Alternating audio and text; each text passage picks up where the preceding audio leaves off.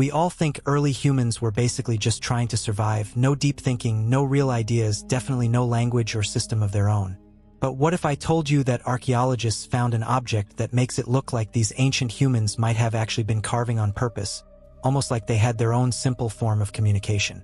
And the crazy part is that the same type of marks show up again and again on different pieces, which means they were used to doing it. If that's true, then these early humans were far more advanced than we ever imagined, and our whole timeline of human intelligence might be completely wrong. When a meteorite fell in Sri Lanka in 2012, it looked like nothing more than a burned piece of rock. But the moment scientists sliced it open and checked it under a microscope, everything changed. Because inside it they found tiny shapes that looked shockingly similar to fossilized microorganisms, shapes that instantly raised questions no one was prepared to answer. These structures were so detailed and so organized that they didn't look like random mineral patterns. And this is where the mystery starts pulling you in, because the closer the researchers looked, the more these shapes resembled something that once lived, something with form and structure, and that single possibility suddenly made the meteorite far more than just space debris. The most surprising part is that these shapes were found deep inside the rock, not on the surface where contamination could easily happen, and this detail created a wave of arguments, because if they were truly embedded from the beginning, then it means the meteorite may have carried something ancient across space before landing on Earth, and that idea alone is strong enough to unsettle even experienced scientists. If they are fossils, then life might not be limited to Earth at all, and that single thought changes everything because it suggests that life could travel from one world to another on rocks drifting through space for millions of years. And if even one tiny structure inside this meteorite is truly biological, then we are no longer asking whether life exists elsewhere, we are asking how often it passes by us without us even noticing. In a remote part of Siberia, deep inside a swampy region that people almost never visit, explorers began reporting giant metal structures half buried in the ground. And what made these structures instantly alarming was the fact that they didn't look natural at all, because they appeared smooth,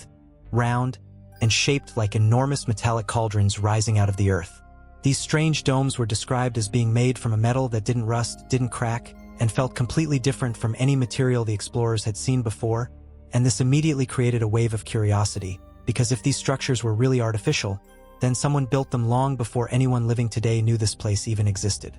The deeper mystery started when people who visited the area reported getting sick afterward, with some explorers claiming that their skin felt irritated, their hair weakened, and their bodies felt unusually tired, and these repeated reports made the region even more frightening, because it raised the possibility that something about the cauldrons or the ground around them was releasing an effect no one could explain. Even stranger is the fact that no one has ever been able to dig them out fully, because the swamp slowly swallows anything that tries to reach the cauldrons, making it incredibly difficult to study what lies beneath them, and this constant sinking only adds more tension, because it means these structures might extend much deeper into the ground than anyone has been able to confirm. What makes the whole story even more gripping is that modern expeditions often return empty-handed, with many teams unable to locate the exact spots described in older reports, as if the cauldrons are slowly disappearing into the ground or the swamp is changing its terrain. And until someone documents one clearly with modern equipment, the Valley of Death remains a place where stories are all we have, stories of giant metallic structures sitting silently in the Siberian wilderness, waiting for someone brave enough to reveal what they truly are. When archaeologists uncovered the Arkalochori Axe inside a cave in Crete, they expected another normal Bronze Age tool. But the moment they cleaned its surface and looked closely at the markings carved into it,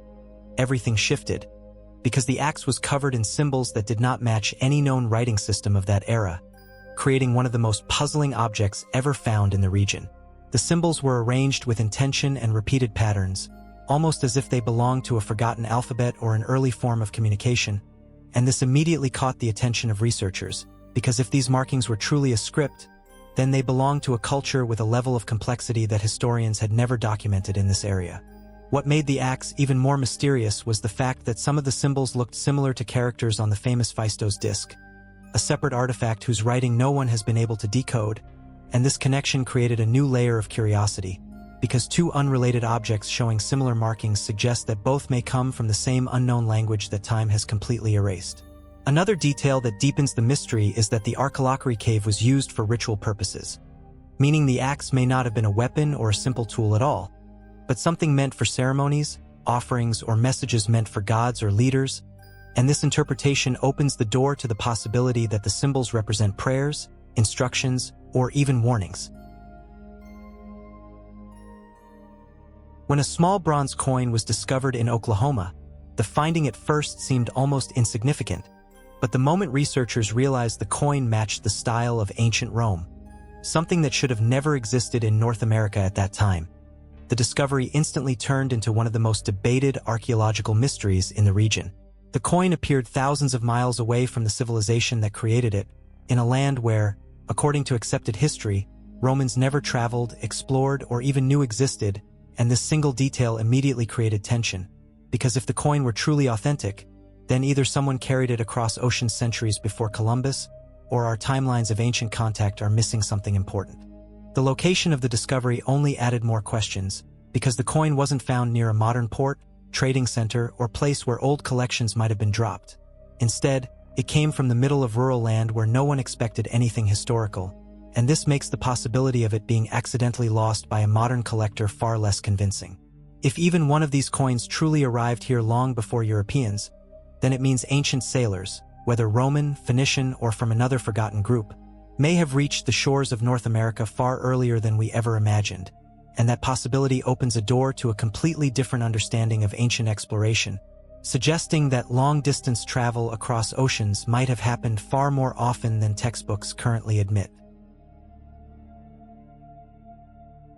When archaeologists were studying an ancient site in Bilzingsleben, Germany, they expected to find basic stone tools and animal bones from early humans,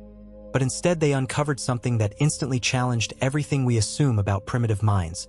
because carved into pieces of bone were long, straight, evenly spaced lines arranged with such precision that they looked more like intentional symbols than random scratches. These engravings were created by humans who lived almost 400,000 years ago, people we usually imagine as simple hunters with no written language.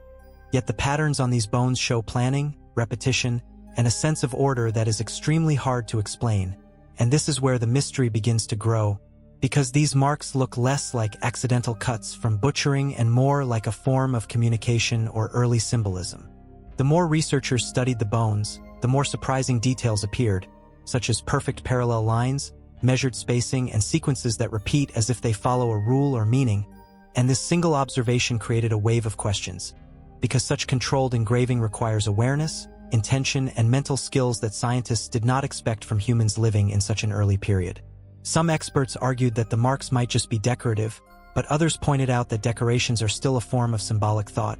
and symbolic thought is something that only much later humans were believed to possess, which means these engravings might be showing us that early humans had far more advanced minds than we ever gave them credit for.